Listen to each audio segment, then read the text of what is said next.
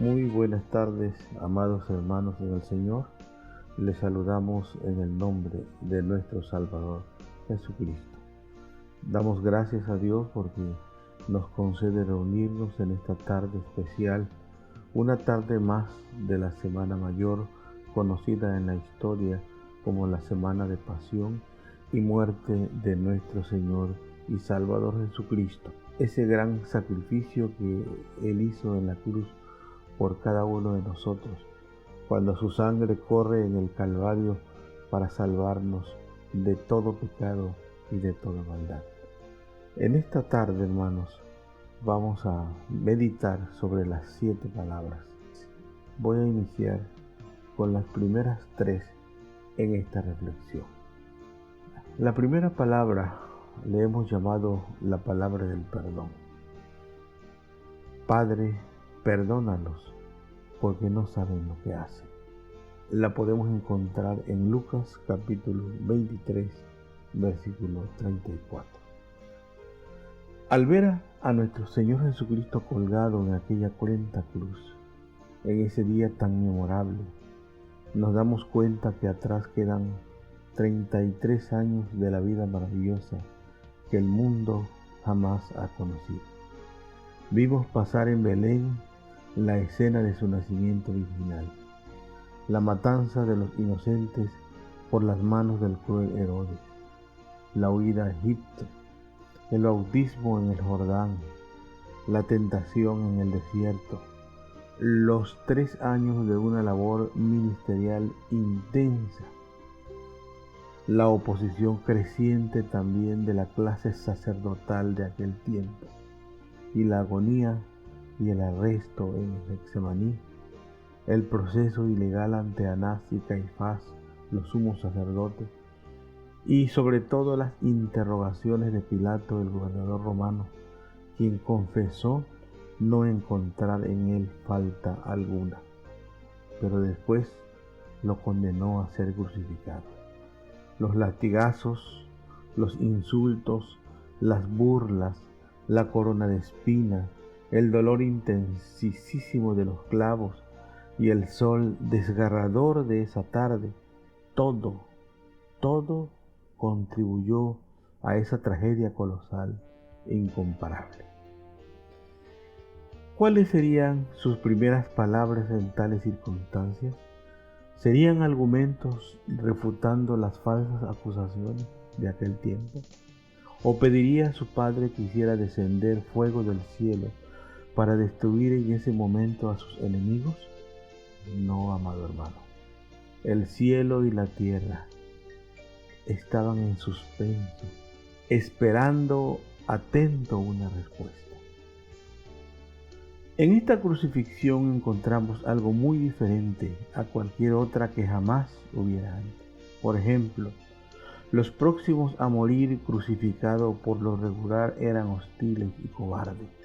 Sin embargo, Jesús había estado muy tranquilo y confiado. Los otros eran vengativos, pero el Mesías había sido bondadoso y perdonador.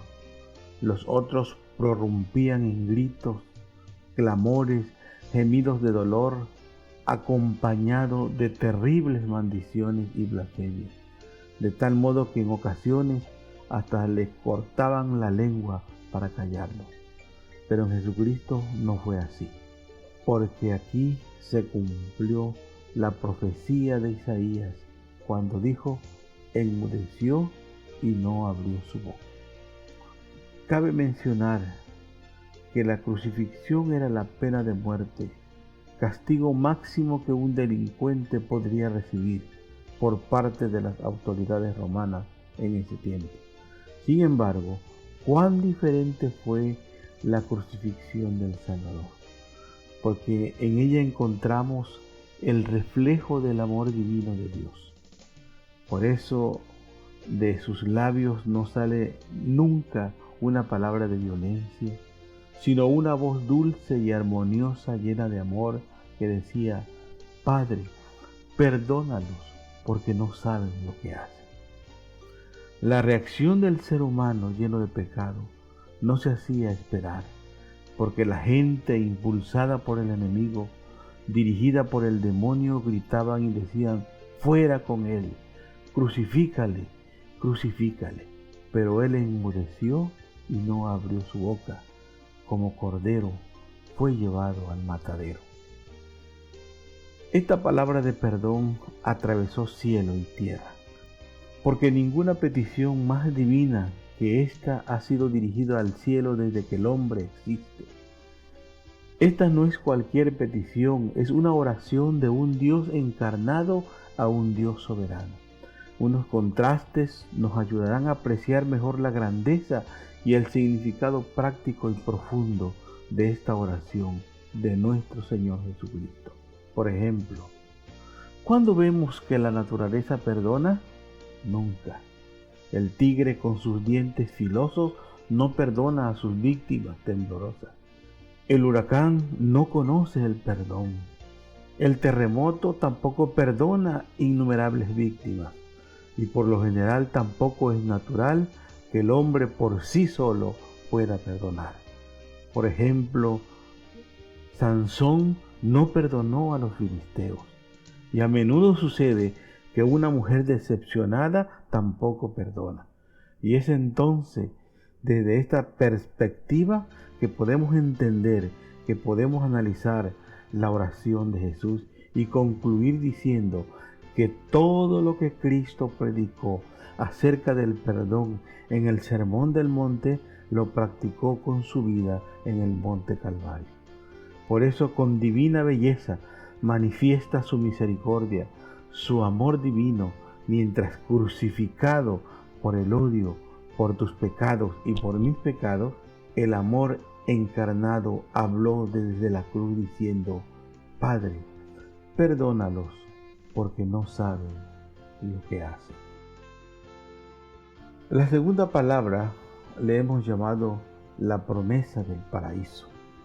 De cierto te digo que hoy estarás conmigo en el paraíso. Y la podemos encontrar en Lucas capítulo 23, versículo 43. Mientras nuestro Señor Jesucristo estuvo en la cruz con su carne abierta como flor de dolor, sus palabras revelaron el más consumado altruismo. Esto ya lo hemos comprobado en la oración tan admirable que hizo a favor de sus enemigos. En este momento de la historia lo recordamos de nuevo al fijarnos en la respuesta a la petición de un ladrón. No conocemos más específicamente de la historia de cada uno de ellos. Se ha pensado que no eran ladrones en el sentido ordinario de la palabra, sino que eran en sí hombres patrióticos, revolucionarios judíos y anhelosos de sacudir el yugo odiado del Imperio Romano. Y no pudiendo luchar abiertamente, se convirtieron en guerrilleros, hombres de violencia, ladrones, criminales, con sus manos batidas de sangre humana, bien que sería en una causa que ellos creyeron ser justa. Hay un asunto importante que revela este incidente con claridad absoluta, y es que la cruz de Cristo divide a la humanidad en dos partes: los que están a favor y los que están en contra, los creyentes y los incrédulos, los convertidos y los inconversos, los salvados y los perdidos. Otro asunto importante que encontramos en la cruz de estos malhechores, y es que en ellos vemos las dos clases de muerte que esperan a la raza humana: la muerte en la fe en Cristo y la muerte en la angustia y la desesperación. Y en medio de tales circunstancias se acuerdan de Jesús, el Mesías prometido, y que no estaba muy lejos de ellos, estaba a su lado. Pero notemos bien este panorama: los dos hicieron sus peticiones a Jesús. Uno pidió y Jesús le dio una respuesta satisfactoria. El otro pidió y no encontró respuesta, ya que su petición no fue para ser salvo de sus pecados, sino para ser librado del doloroso castigo y de las consecuencias de sus crímenes. Por lo tanto, no había lugar para una respuesta a semejante petición egoísta, incrédula y burlona. Analicemos su humilde petición. Nosotros, dice, a la verdad justamente padecemos. No le dijo a su compañero en crímenes, porque de lo contrario eso hubiera arruinado todo. Ya que no hay bendición al confesar los pecados de otro, sino confesar humildemente nuestros pecados. Y así lo hizo este ladrón. Pues en este corazón humano aplastado por el pecado había sentimientos y aspiraciones que solo la gracia divina podía restaurar. Este hombre fue tocado por el espíritu perdonador de su compañero en sufrimiento, que no era ningún extraño, era el Emmanuel, Dios con nosotros, el Mesías prometido. En esos largos minutos que parecían horas y horas que parecían eternidades, en medio de un dolor casi insoportable, este ladrón vio en una visión panorámica toda su vida desafortunada y vergonzosa, desgraciada por el pecado, y él sabía que había llegado a su fin. Nunca se imaginó que estaba al lado de Jesús el Nazareno, el Mesías, que venía a librarnos de todo pecado. Colgado en la cruz, él vio algo de lo que pudo haber sido si hubiera escogido otro camino. Si se hubiese comparado con el otro ladrón, se habría congratulado. Si se hubiese comparado con los religiosos que condenaron a Jesús, se habría felicitado. Pero al estar al lado de Cristo y compararse con el Mesías, le vino una visión de su pecaminosidad que le humilló por completo, exclamando: Señor, acuérdate de mí cuando vengas en tu reino. Y el Señor compasivamente le da su respuesta: de cierto te digo, que hoy mismo estarás conmigo en el paraíso. La tercera palabra le hemos llamado la palabra del amor filial. Mujer, he ahí tu hijo, hijo, he ahí tu madre. San Juan, capítulo 19, versículos 26 y 27. Las primeras dos palabras que ya hemos analizado atraviesan cielo y tierra, el tiempo y la eternidad. La primera asciende al cielo y transforma la cruz en un altar resplandeciente con las palabras del sumo sacerdote: Padre, perdónanos, porque no saben lo que hacen. La segunda palabra transforma el Calvario en el vestíbulo del cielo y abre las puertas a una eternidad gloriosa, con una gran respuesta de esperanza para el ladrón penitente. De cierto te digo, que hoy mismo estarás conmigo en el paraíso. Pero en esta tercera palabra se encuentra con su madre, se dirige a ella, la observa y ve que está sufriendo enormemente. Los dolores del hijo son los sufrimientos de la madre. ¿Cómo estaría el cuerpo de ese hijo? ¿Y cómo estaría el corazón de esa madre? ¿Qué significado tiene ese sentimentalismo que inspira ideales puros y nobles? No es otra cosa más que el verdadero amor de una madre hacia su hijo y de un hijo hacia su madre, ya que en el Calvario podemos encontrar de parte de Jesús un verdadero testimonio de todo su legado de amor. Por ejemplo, a los soldados les dio sus vestidos, a los verdugos les dio su perdón, al ladrón penitente le dio un paraíso, y a su madre le da un hijo, y a su discípulo amado una segunda madre. Como Dios, Jesucristo provee un lugar celestial para el ladrón arrepentido, y como hombre también provee un lugar terrenal para su madre necesitada y desesperada, ya que Él siempre pensaba en los demás. Cuán cierto es que Él salvó a otros, pero a sí mismo no se pudo salvar. Esto fue dicho como una crítica burlona, resultando un elogio no intencional, porque Él no tuvo lágrimas para sus propias tristezas, no tuvo alivio para sus propios dolores y maltratos, fue desechado entre los hombres, varón de dolores, experimentado en quebranto.